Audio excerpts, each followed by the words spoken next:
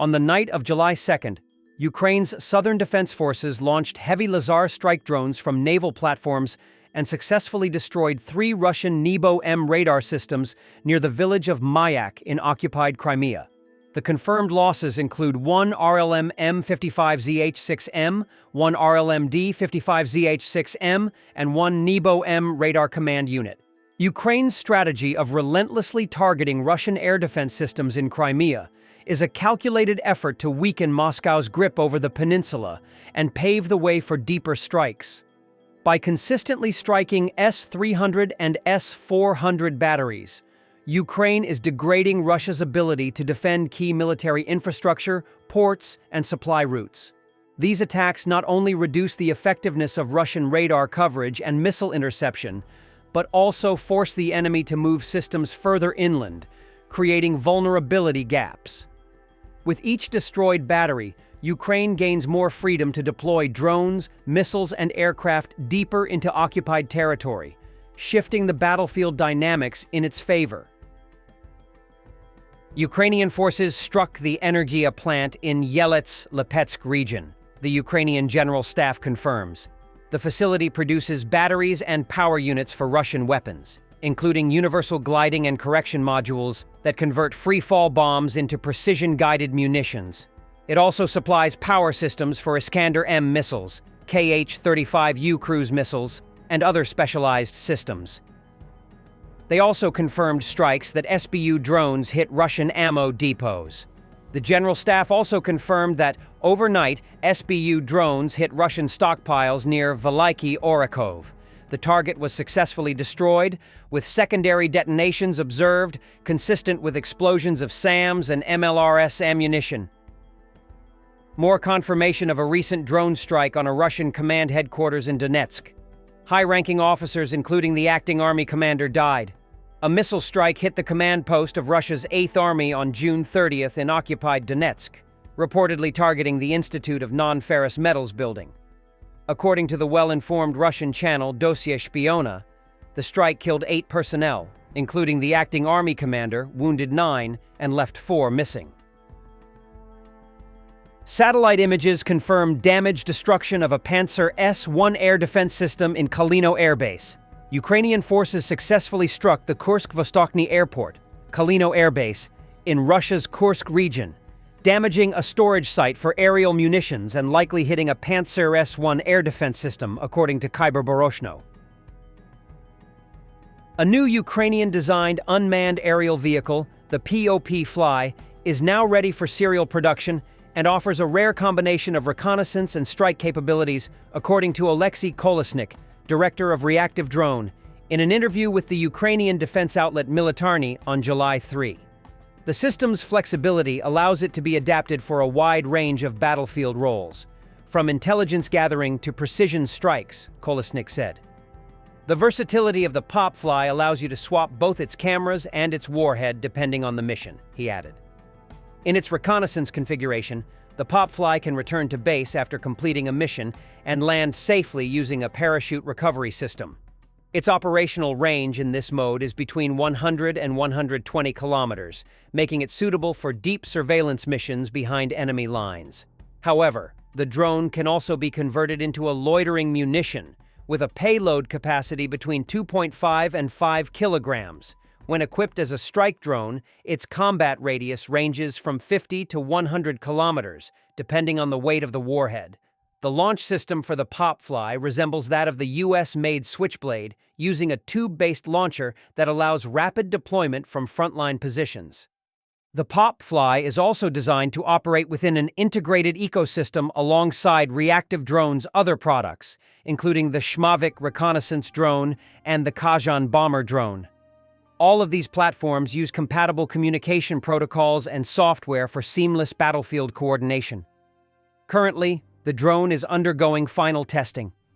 Once trials are complete, the system will enter the codification phase, enabling it to be formally adopted into Ukraine's military procurement system.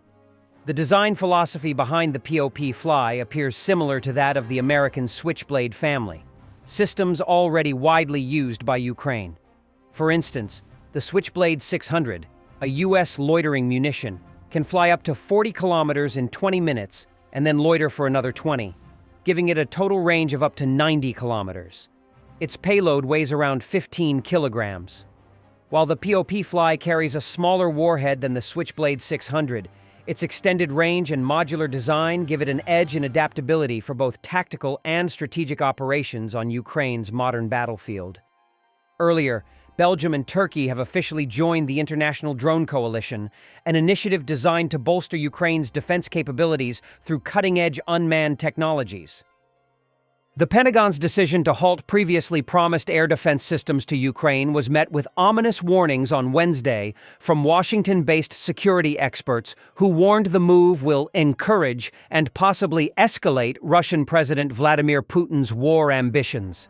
The experts are sounding the alarm that the move undermines U.S. and Ukrainian leverage as President Donald Trump looks to broker a ceasefire deal. The Trump administration is right to put American war fighters first, John Hardy, deputy director of the Foundation for Defense of Democracy's Russia program, said in a statement to Fox News Digital. Many of these munitions were not drawn from U.S. stocks, but were instead procured specifically for Kyiv under the Ukraine Security Assistance Initiative. U.S. military officials confirmed that the weapons set for shipment to Ukraine were already staged in Poland before the Pentagon issued its order to reverse supplies pledged during the Biden administration.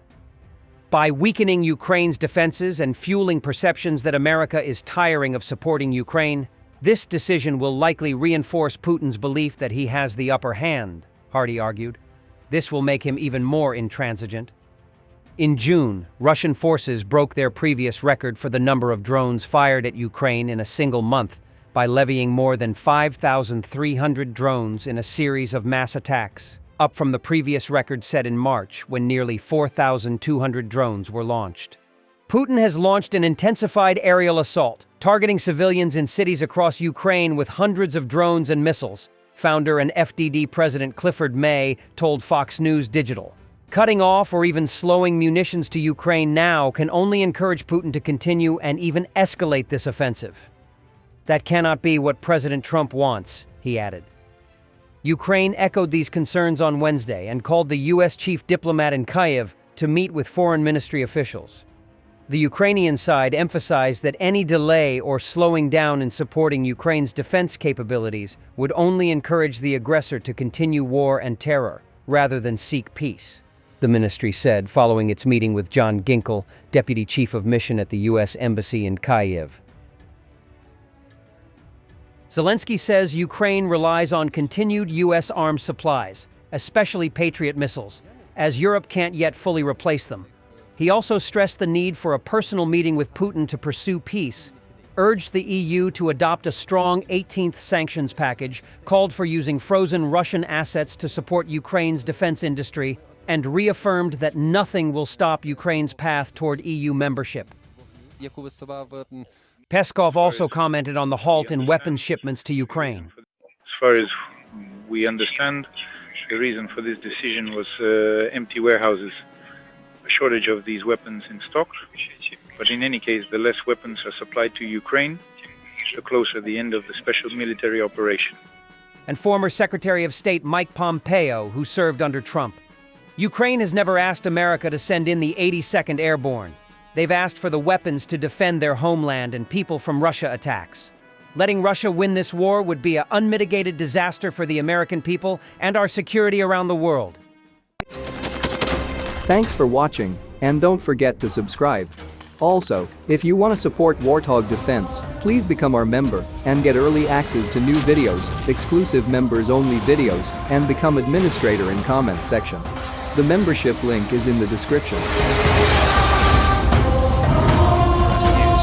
Every day. We had a guy last week, it's 6 rescues in 6 days. You know, he's doing the job every day.